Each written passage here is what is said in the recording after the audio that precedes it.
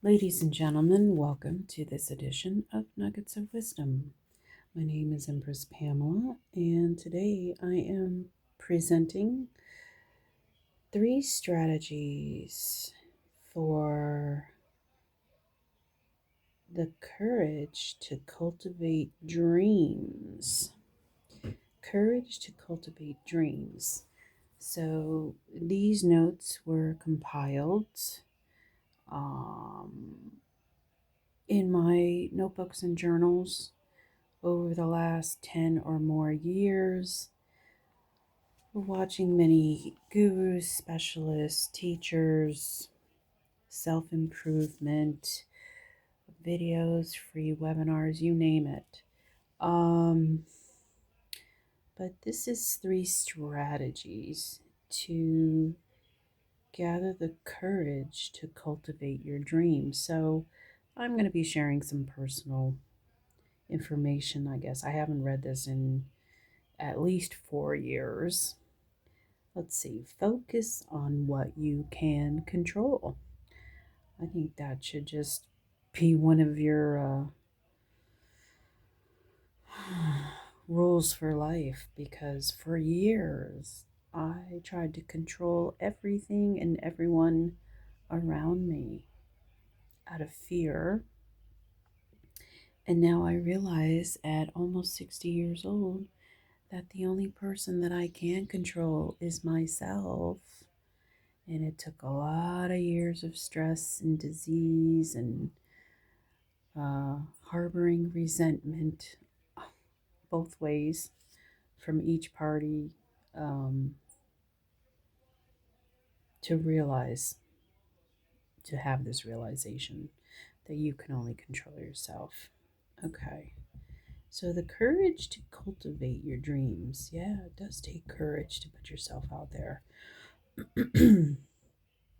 The first strategy, decide what you want. Yeah, what is your goal? What is your vision for yourself? Decide what you want. Gain clarity. Clarity equals power. Once you have a clear vision, you can focus, you can develop a plan, and take action steps. Okay, what is the result you want? What is the end goal? Fully commit to it.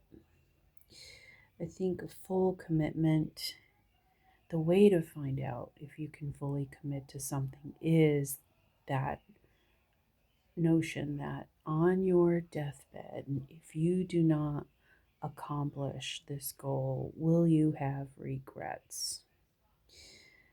I think you have to think about your mortality to really put things in perspective and to help you prioritize what's important to you. Fully commit to it. Until one is committed fully, there is a chance to draw back. Clear, specific, commit all progress begins with, okay, clear, specific, commit. All progress begins with a brave decision. Yeah, decide what you want, put it out there, admit it to yourself. Be specific. What I really want is to be, and now I included my own personal things, a financially successful writer and to publish my first novel by January 4th, 2018. Okay, it is now May 2025. I have not done shit. I haven't published, I haven't written a full book except poetry. Um, I laugh, but I laugh at as a disgust with myself, honestly. I've had this goal for so many freaking years. I still don't know what's holding me back. It's really pissing me off. But it is something that I will be truly disappointed and regretful if I don't accomplish this before I die. That's the truth. I have a lot of stories to tell. This is me reading my notes. I have a lot of stories to tell. I want to reignite passion in others. I want to provide for myself and my family by doing what I love and what I'm good at. Purpose fuels persistence. What is your why? Whys help us persevere. Exciting and heart compelling reasons. Find something you truly want that gets you juiced up. What do you want? Why? What I really want is to, here's another one, get healthy so I can live a longer, pain free life. I want to be under 175 pounds. I know that sounds like a lot, but different people are built different ways. And I once went to, I don't know if it was a nutritionist. They did some sort of bone measurement or whatever. I've done a couple different things, and they said my ideal weight was like 174. Okay, I want to be a size 14 or less. I feel good and I look good at that weight. I'm a more, I'm a less girth, more curvaceous woman. I feel. I want to eat healthier. Limited sugar, dairy, coffee, salt, white carbs. Well, some of that coffee and salt might be good for you. Jury's still out on a lot of this stuff. But it sounds very keto-fied, and turns out I did do well on the keto diet. I want to do yoga and Pilates and conditioning. Yes, it's always been on my list. I used to do hydro Pilates, meaning Pilates in the water, less stressful on the knees. Really enjoyed that. What I really want is to live at the beach, which I ended up doing as part of my spiritual seclusion. So, how fucked up is that? That I wrote this, I don't know what year, and I ended up doing it. A beach cottage within walking distance of the beach where I stayed. Really, it was a studio. It was no bigger than 500 square feet, maybe. Um, a beach cottage within walking distance of the beach, which it was. Carolina Beach, Curry Beach area. That's in North Carolina. Practice healthy lifestyle, which I did at the time. I was keto. I walked to the beach even though it was in the winter. I was really doing well, so to speak. So this was during COVID and before my cancer diagnosis. Let's see. Nutrition, yoga, write every day with the ocean to inspire my creativity. Paint, draw, and express myself through visual arts as well. So while I was there, I spent the month of March committing to this project of translating all my workbooks and journals into a live Google document. And then I spent my time there, that was in April, committed to doing drawing, like painting, watercolors, my mandala work. That was really it was such a difficult time, but it was really a glorious time when I look back on it because it was so much needed, well deserved devotion to myself and my own interest in my healing. But it's funny that I wrote this out and then I manifested some of this. Pretty incredible. Number 2. So, this is the second way to gain courage to cultivate your dreams. Well, anyway, going back to number 1, I would encourage you to really sit with yourself in seclusion and think about your mortality and what's important for you, what kind of legacy you want to leave, what kind of footprint you want to leave on this world before you die. Really gain focus that way and set goals. And that'll help you make a plan to take action and really focus on what your purpose is, I think. Okay. The second way to gain courage to cultivate your dreams is to eliminate excuses. Break free of excuses, self deception, self sabotage, can't versus won't. You give up power to change it when you say you can't. Attitude is your choice. So you choose your attitude and how you approach things. Life is 10% what happens to me and 90% how I react. Again, having control of how you act and react. Commitment will offer results. If it's important enough to you, you will take the time. If not, you will make excuses. You are in charge of your time.